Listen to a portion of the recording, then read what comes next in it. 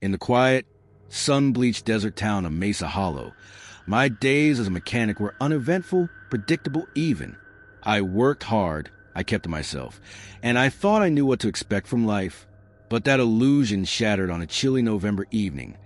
The night I received an email that would haunt me forever. The subject line read, "Your secret is exposed." My stomach tightened as I opened it, unsure of what to expect. Inside was a single, grainy photograph. Me, standing in my backyard. My house, my fence, my tree. It was unmistakably my space. Yet I had been alone the night this picture was taken. The message below sent a chill through me. "Jake, you've seen me, haven't you? I'm watching, and I need $10,000 wired to this account. You have 48 hours. Don't involve the authorities, or I'll come closer." At first, I laughed it off. It had to be a prank. Someone bored, trying to get a rise out of me. I deleted the email and tried not to think about it. But as the night deepened, an unease crept over me. Around 1 a.m., faint whispers began circling my house, distant and unintelligible at first. I froze in bed, straining to make sense of sounds. The whispers grew louder, joined by a faint scratching at my window and what sounded like heavy breathing. My heart pounded as I grabbed the bat I kept by my bedside and approached the window. Nothing. The yard was empty, illuminated only by the faint glow of my porch light. The next day, I told myself I'd overreacted, maybe imagined it. The desert nights could play tricks on the senses. But the second email arrived that evening, dashing my hopes for an easy explanation. This time, the subject line was blank. Attached was a new photograph, a close-up of something, someone staring through my kitchen window. Its face was human-like but horribly distorted, with eyes that glowed an unnatural yellow. My hands trembled as I scrolled down to the accompanying message. "I told you not to ignore me. Don't make me come closer." Panic gripped me. I tried to convince myself it was still a hoax, some elaborate joke, but deep down, I knew better. That night, I called the local police. They listened to my story with thinly veiled skepticism and sent a patrol car to check the property. The officer found nothing unusual, no footprints, no signs of forced entry, no evidence of an intruder. "Probably just kids messing around," he said, though his tone lacked conviction. Refusing to be a sitting duck, I took matters into my own hands. I spent hours setting up cameras around my property, determined to catch whoever or whatever was tormenting me. When I reviewed the footage the next morning, my blood ran cold. There, in the grainy black and white recordings, was a figure. It moved across my yard with an unsettling grace, tall and impossibly thin, its limbs bending at odd angles. Just as it reached the edge of the camera's view, it seemed to melt into the shadows, disappearing completely. I didn't go to work that day. Instead, I sought out Samuel Greyfeather, a Navajo elder I'd met years ago when fixing his truck. If anyone could make sense of this, it was him. When I showed him the photo of the creature and described what had been happening, he fell silent, his expression grim. "Skinwalker," he said finally, the word heavy with meaning. "A shapeshifter bound to dark magic. They feed on fear, Jake. The more scared you are, the stronger it gets. How do I stop it?" I asked, desperate for a solution. "You can't fight it the way you think," he warned. "It's not just flesh and blood. You must show no fear. Face it and it will weaken." That night, I didn't sleep. Armed with my rifle, I sat in the living room, watching the backyard through the glass doors. Midnight came and went, and for a moment, I thought I'd finally earned some peace. But then I saw it, a shadow shifting against the pale light of the moon, moving closer to the house. It stopped at the back door, pressing its grotesque face against the glass. Its yellow eyes locked onto mine, filled with a predatory malice that seemed to pierce my soul. I raised a rifle and fired, the blast shattering the stillness of the desert night. When the smoke cleared, the creature was gone. Only the faint smell of sulfur lingered in the air, acrid and suffocating. The email stopped after that night, and for a while, I thought it was over. But the shadows outside my house feel heavier now, more oppressive. Sometimes, when I'm working late in the garage, I catch glimpses of movement in the corners of my vision. When I step outside, I can feel eyes on me, though I see no one. I've stopped telling myself it's just paranoia. I know better now. The Skinwalker might have retreated, but it's not gone. It's waiting, watching, and it feeds on fear. I never believed in legends, never thought much of them. Not until I stepped into the vastness of the New Mexico mesas.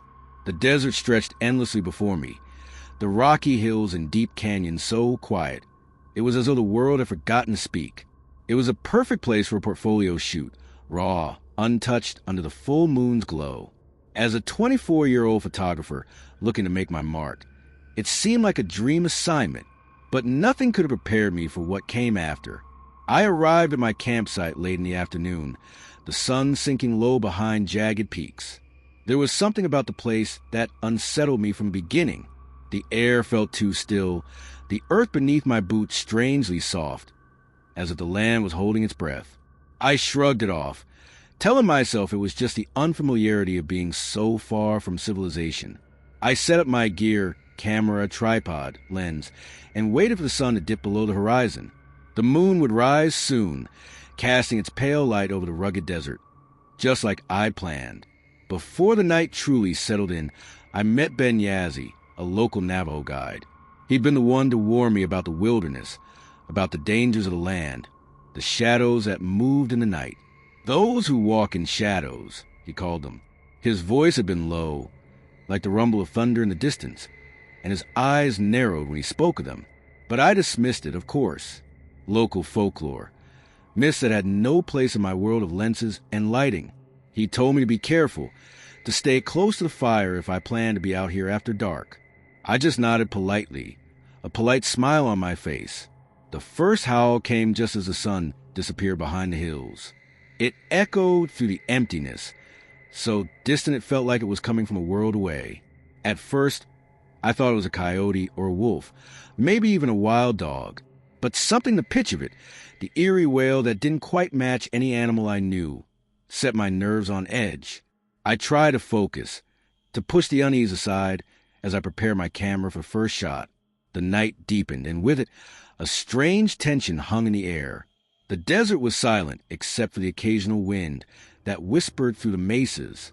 I set up my tripod, adjusting the camera to capture the moonrise, the sharp contrast of light and shadow in the desert. It was then I noticed something odd. In the corner of the lens, just on the edge of my frame, a figure moved. I didn't believe it at first, just a trick of the light, my mind playing games. I blinked, adjusted the focus, and looked again. There was something there, standing at the far edge of my vision, partially obscured by the rocky outcrops. At first glance, it seemed human, but as my gaze sharpened, I realized it wasn't. The figure was tall, impossibly tall, with limbs that stretched too far, moving in a way that didn't belong to any human form. It was as if it was gliding, floating just above the ground, the darkness clinging to it like a cloak. I lowered my camera, heart pounding, the chill creeping down my spine. My breath came out in shallow gasps as I scanned the darkness, but there was nothing there. The howls had stopped, and the desert lay still once more, like the moment before a storm breaks. I tried to rationalize it, to convince myself that I'd imagined it. Maybe it was just the shadows playing tricks on me, the land's strange way of making me feel like I wasn't alone. But as I stared at the spot where I'd seen the figure, a part of me knew I wasn't imagining it. It wasn't long before I heard the sound again, a rustling, like something moving through the dry brush, coming closer this time. I turned, my heart hammering against my ribs, my instincts screaming at me to run. The air felt thick, suffocating, and I felt again the presence just beyond my sight. I fumbled for my camera, but my hands were shaking too much to hold it steady. Then, out of the corner of my eye, I saw it, a dark shape, massive and ungodly, emerging from the darkness. It was closer now, moving with an eerie fluidity. Its limbs bent at unnatural angles, the skin stretched taut across its bone structure. Its eyes glowed faintly, two golden orbs that reflected the moonlight, and I knew without a doubt that I was no longer alone. I backed away, my legs trembling, my feet tangling in the uneven ground as I scrambled toward my car. The creature followed, its long, twisted limbs reaching for me, the sound of its footfalls like the thudding of a drum. Panic surged through me, my mind racing as I fumbled for my keys. My breath came in ragged gasps, the air too thick to breathe, the weight of the presence closing in around me. When I reached the car, I threw myself inside, slamming the door shut behind me. I locked the doors and stared out the window into the night. The creature stood just beyond the reach of the headlights, watching me. It tilted its head, the eyes glowing brighter, as if it was studying me, waiting. I couldn't breathe. My chest tightened, my heart pounding in my throat. I wanted to scream, but no sound came out. I was paralyzed, trapped in that car with the thing outside, its presence like a suffocating weight pressing down on me.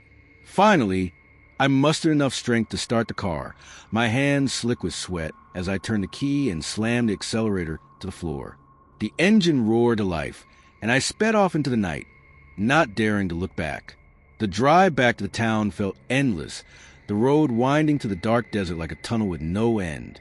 But eventually, I reached the safety of the nearest town, my mind reeling with what had happened, what I had seen. I pulled into a small motel parking lot, my hands still shaking, my body numb with fear. I didn't know what to do. Should I tell someone? Who would believe me? I thought of Ben, his warnings, and I knew then that I should have listened. But it was too late now. The next day, I found Ben at the local diner. I couldn't keep the fear from my voice as I explained what happened, though I wasn't sure where to start. The strange figure, the glowing eyes, the terror. Ben didn't interrupt. He simply listened, his expression unreadable. When I finished, he spoke quietly. You saw it, didn't you? The Skinwalker. The word hit me like a slap. Skinwalker. The legends, the myths, the creatures that could shapeshift, that could walk in the shadows. My mind raced, trying to comprehend what he was saying. It wasn't just a trick of the light. Elena, Ben continued, you've seen what's out there. You've seen what they do.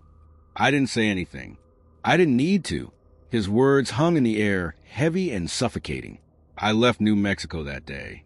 The thought of staying any longer, of even seeing that place again, filled me with uncontrollable dread.